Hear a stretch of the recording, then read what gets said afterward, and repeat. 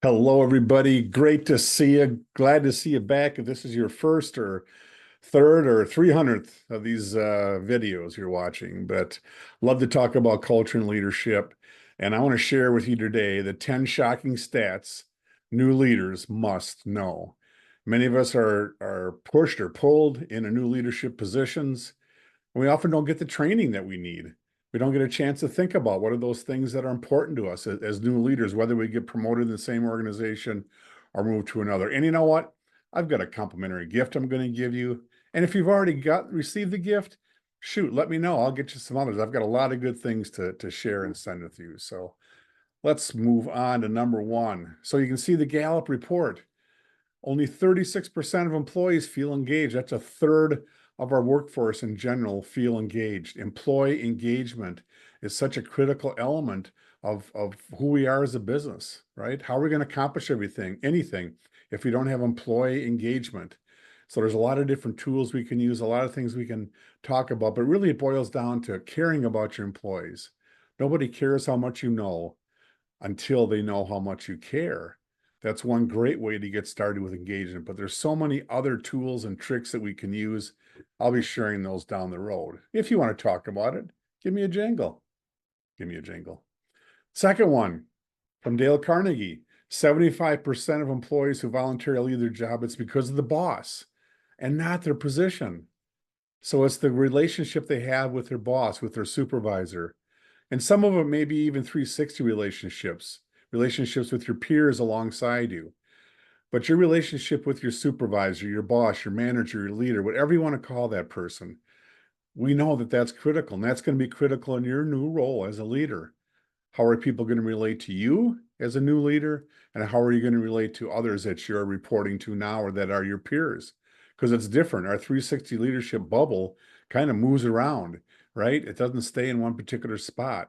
And now those people that you were working alongside, they're reporting to you. So it's definitely challenging. So what are some of the things you can try? What are some of the things you can do to develop those relationships? And again, relationships is really the key word. Let's look at the next one. From SHRM, the Society for Human Resource Managers, what does it cost to replace an employee? It can be up to twice their salary, just the cost of hiring. That's the recruitment training and lost productivity. And I see numbers bigger than that, right?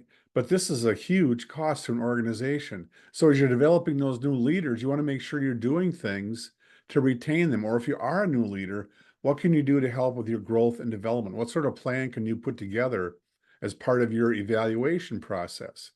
Let's not just look at the annual review, but let's look at continual ongoing training and support. And that's the same thing you can offer for the people that report to you.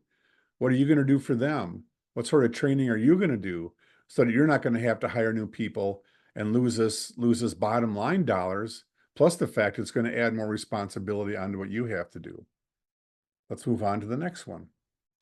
The American Institute of Stress talks about job stress and the cost of job stress, over $300 billion annually. And stress is part of the workplace, I guess. It's part of our lives. But to what degree is it, right? How is it impacting you as a leader? Are you struggling coming in on Monday mornings or whatever your first day of the work week? Do you have the Sunday scaries? Where as Sunday rolls on, you think more and more about the miserable Monday and you lose touch with your family and your friends who you're spending time with because you're freaking out about that. You're getting stressed out. What are the things are you doing? What are your values? What are your priorities for productivity? How are you breaking out of your comfort zone as a new leader? What are you doing to get the training, not the technical training, but what are you doing to get the training that you need to become a leader in your organization? Let's look at the next one, number 5.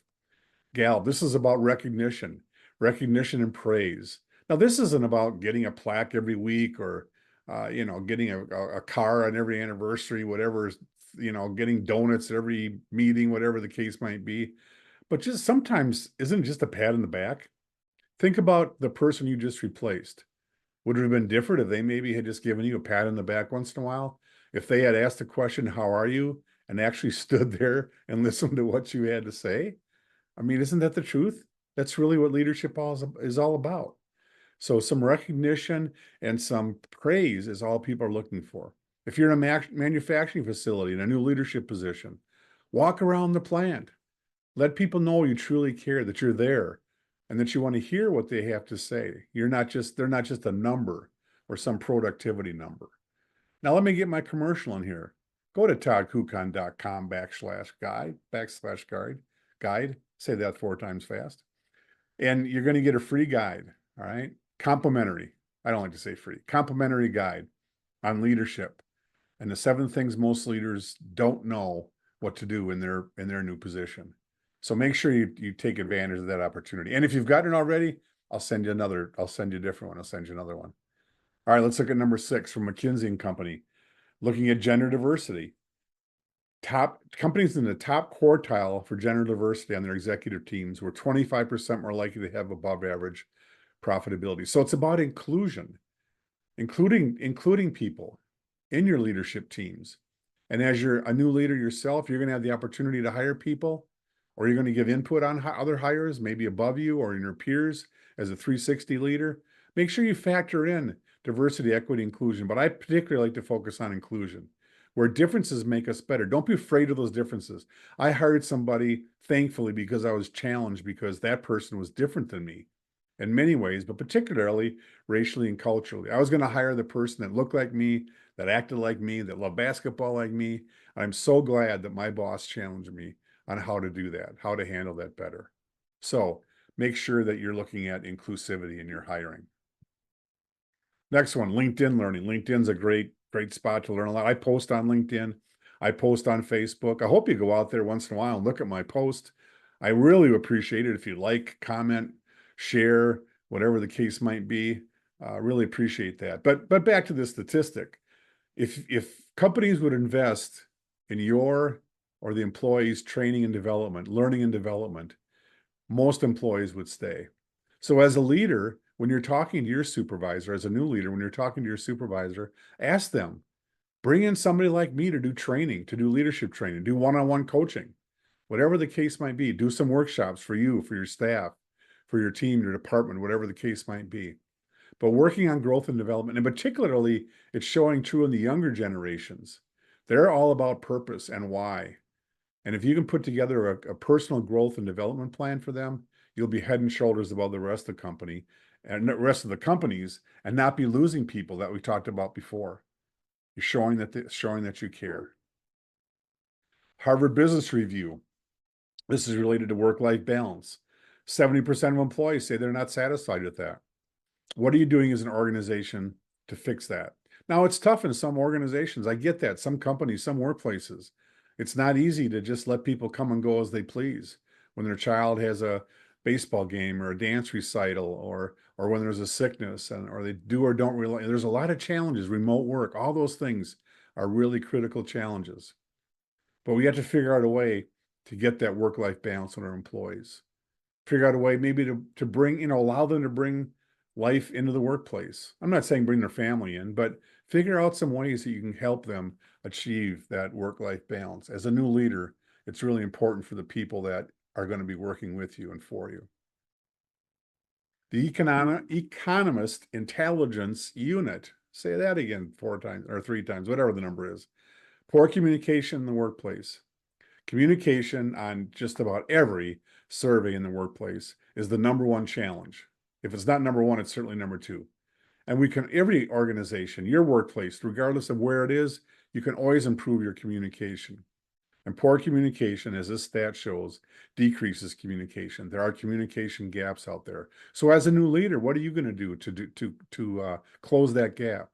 What are some skills that you can train the folks that'll be working with you? Right? Have you heard of speak your piece? How do you build trust? How do you grow that communication in the workplace? What sort of dysfunctions does your team have?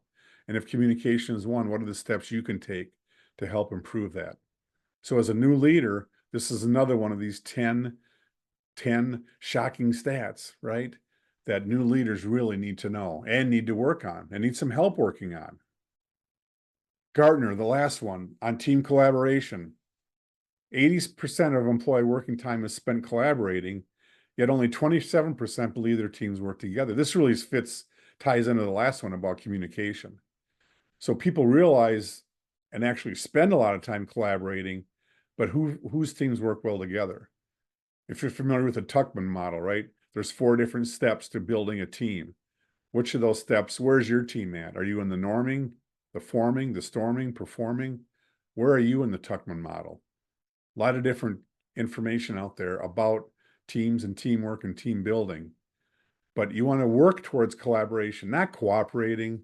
That's great, but collaboration, actually working together. But does your team really work well together? How do you know that? Have you talked to your team about that? So something, again, as a new leader that you can really focus on, really work on. So I've given you 10 different stats, 10 different shocking stats that every new leader needs to know to be more effective in the workplace. What are you going to do about it? Are you going to sit and feel sorry for yourself? Are you going to complain that nobody's doing anything? Or are you going to reach out?